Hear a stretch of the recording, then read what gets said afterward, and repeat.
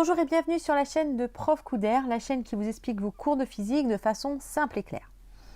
Aujourd'hui, je vais répondre à une question que vous êtes sûrement déjà posée plein de fois. C'est quoi l'électricité?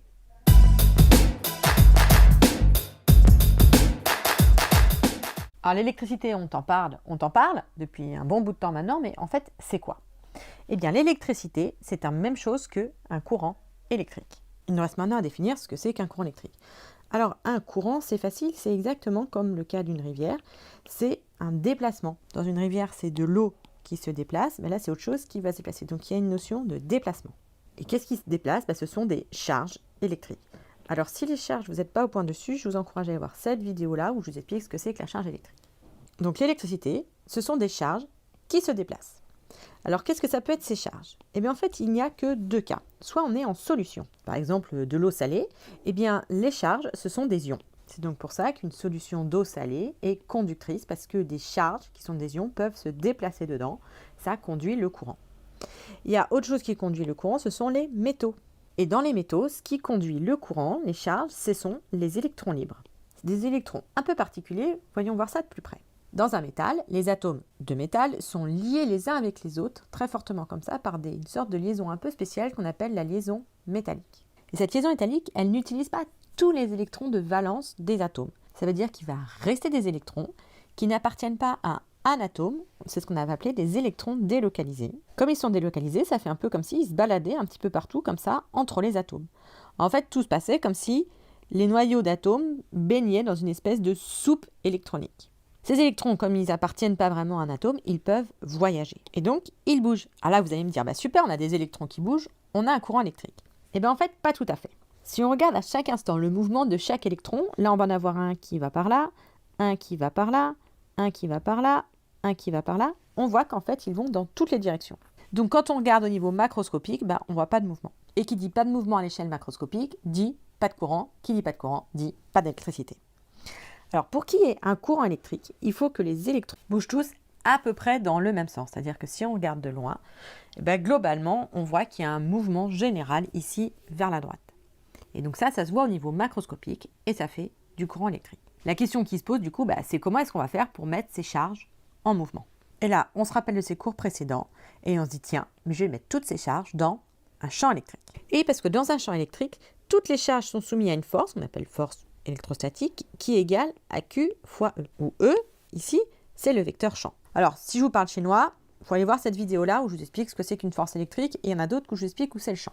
Et donc, si je prends mon morceau de métal, avec mes électrons libres, alors ici, j'en ai essayé que 3, pour que ce soit plus simple à comprendre, mais il y en a beaucoup plus, et que je mets dans un champ, comme ça, de droite à gauche. Chacun de mes électrons va être soumis à une force. Or, on se rappelle que la charge de l'électron est négative, donc en fait chacun de mes électrons va être soumis à une force comme ça qui va aller vers la droite. Du coup, comme ils sont tous soumis à une force qui va vers la droite, le mouvement va généralement aller vers la droite. Et du coup, tout le monde va bouger dans le même sens. Et donc là, on devrait avoir du courant électrique. Et en fait, c'est encore un tout petit peu plus compliqué que ça. On l'a bien vu en collège. Pour qu'il y ait du courant, il faut qu'il y ait une boucle de courant. Pourquoi? Si je mets juste mon bout de métal comme ça, dans un champ électrique, qu'est-ce qui va se passer? Imaginons que cet électron-là, il se déplace un petit peu vers la droite. Comme c'est un électron, il est négatif, et là, il va apporter sa charge moins, et donc à droite de ma plaque, je vais voir apparaître une charge négative. Et du coup, comme la plaque est neutre, à gauche, je vais avoir une charge positive. Passons maintenant à l'autre électron. Lui aussi se déplace un petit peu vers la droite, sous l'action de la force. Il se déplace toujours avec sa charge moins, puisqu'il n'a pas le choix, et du coup, hop, il y a une autre charge moins qui apparaît. Donc là, on voit que le troisième, ça va être difficile pour lui d'arriver là, parce qu'il y a déjà beaucoup de charges moins. Or, lui, il est aussi chargé moins. Et on se rappelle, moins et moins, ça se repousse. Au contraire, là, il y a des charges plus, alors il aurait plutôt envie de rester par là. En fait, il y a apparition d'une autre force dans l'autre sens, et quand il y a quelques charges qui ont bougé, les deux forces sont équivalentes, et du coup, les électrons ne bougent plus. Donc là, on est un peu coincé. La seule solution, c'est de faire une boucle de courant. C'est de faire comme un cerceau, en fait, où tout le monde va bouger en même temps. Quand je prends un cerceau et que je bouge ici, ici ça bouge aussi. Et dans ce cerceau, dans cette boucle, tous les électrons ou les porteurs de charge vont bouger ensemble. Comme tout le monde va bouger ensemble, on n'aura pas cette accumulation de charge. C'est pour ça que quand on branche une pile c'est quelque chose qui va générer un champ électrique et qui donc va créer une force électrique. Si on n'a qu'une branche, ça n'avance pas. puisqu'il va y avoir 2-3 charges qui vont passer, et puis après, comme il y a une accumulation de charges moins, ce qu'on a vu, ça ne marche pas. Pour allumer la lampe, il faut absolument brancher un deuxième fil pour créer justement cette fameuse boucle de courant. Et si jamais vous avez un interrupteur et que vous ouvrez le circuit, hop, ça s'arrête tout de suite parce que les charges ne peuvent plus circuler. La force existe toujours, il y a toujours une tension, mais comme ça ne peut plus circuler, il n'y a plus de courant électrique. C'est aussi pour ça que qu'on mette l'interrupteur après la lampe ou avant la lampe, ça ne change rien, ça éteint la lampe. Parce que soit il y a une boucle, soit il n'y a pas de boucle. Si l'interrupteur est après, alors oui, il y a quelques charges qui passent le temps de créer le champ dont on a parlé, qui est une accumulation de charges ici, mais tellement peu qu'en fait, ça n'allume pas la lampe. Donc, pour résumer, le courant électrique, ce sont des charges électriques qui se déplacent.